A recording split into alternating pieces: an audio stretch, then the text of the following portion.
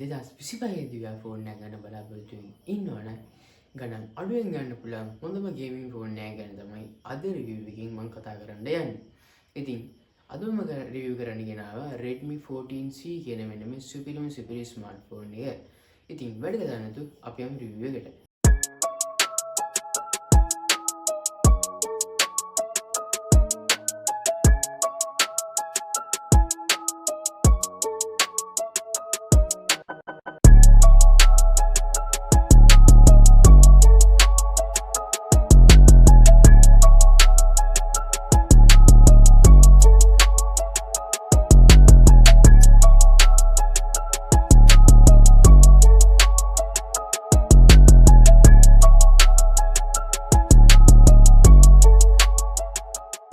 අයිබෝන් කියලා පිළිගන්නවා අදත් ඔයගොල්ලෝ මගේ YouTube channel එකේ අද මම රිවිව් කරන්න ගෙනාවේ Redmi 14C කියන මෙන්න මේ ස්මාර්ට්ෆෝන් එක.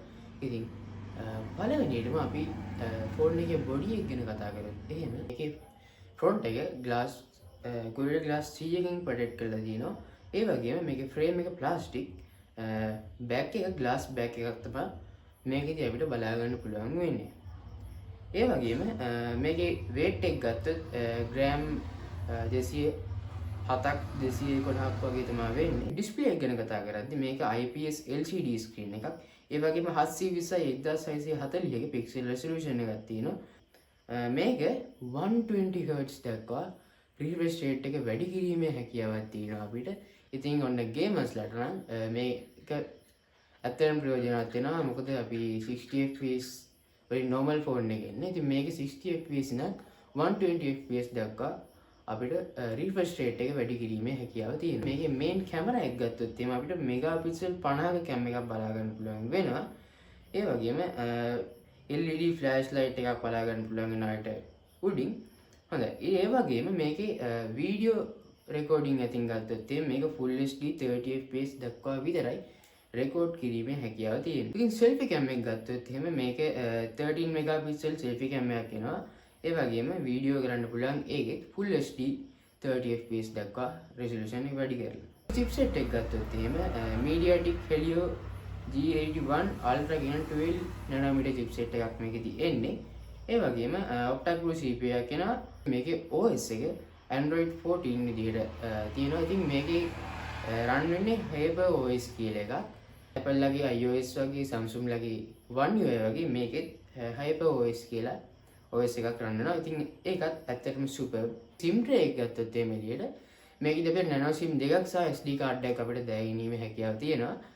ඒ වගේම මේ ෆෝන් එකට 4G LTE support කරනවා කියලා මේගොල්ලෝ අපිට කියලා තියෙනවා. ඉතින් ඇත්තටම මේක ගේමින් වලට හොඳ ෆෝන් එකක් කියලා මම කිව්වා. මම මේකේ ගේම්ස් කීපයක් ප්ලේ කරලා බැලුවා. ඇත්තටම ස්මූත් ප්ලේ කරන්න පුළුවන්. කිසිම ලැග් වීමක් නැහැ. ඒ වගේම මේකේ ඩිස්ප්ලේ එක අපි අවුට්ඩෝර් යූස් කරද්දී වීඩියෝ එකක් බලද්දී වගේ ඇත්තටම බ්‍රයිට්නස් ලෙවල් එක සුපර් කියලා කියන්න පුළුවන්. ෆෝන් එක ගත්තොත් මේක අපිට බෑක් එකේ ඩුවල් කැමරා සෙටප් එකක් බලා ගන්න පුළුවන් වෙනවා. ඒ වගේම උඩින් ෆ්ලෑෂ් ලයිට් එකක් බලා ගන්න පුළුවන් වෙනවා. ඒ වගේම ෆෝන් එකේ යටපැත්ත ගත්තොත් අපිට ස්පීකර් එක USB type C port එකක් සහ තව පොඩි මයික්‍රොෆෝන් එකක් බලා ගැනීමේ හැකියාව තියෙනවා. ෆෝන් එකේ සයිඩ් එක ගත්තොත් අපිට volume up and down එක සහ power button එකත් එක්කන fingerprint sensor එක බලා ගන්න පුළුවන්. ඒ වගේම ෆෝන් එකේ අනිත් සයිඩ් එකේ SIM tray එක බලා ගන්න පුළුවන් වෙනවා. ෆෝන් එකේ උඩින් අපිට headphone jack එකකුත් මේකෙදි බලා ගැනීමේ හැකියාව තියෙනවා. මේ ස්පීකර් එක ගත්තොත් ටිකක් හොඳ වොලියුම් එකක් තියෙනවා මේ ස්පීකර් එකේ.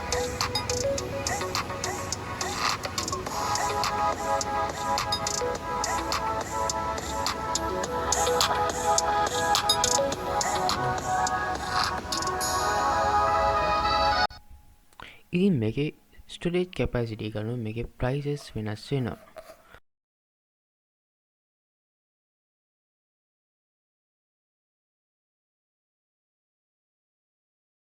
අද වීඩියෝ එක එච්චරයි. අපේ channel එක subscribe කරන්න, Instagram එක follow කරන්න. තවත් දවසක අලුත් වීඩියෝ එකකින් හමු වෙමු.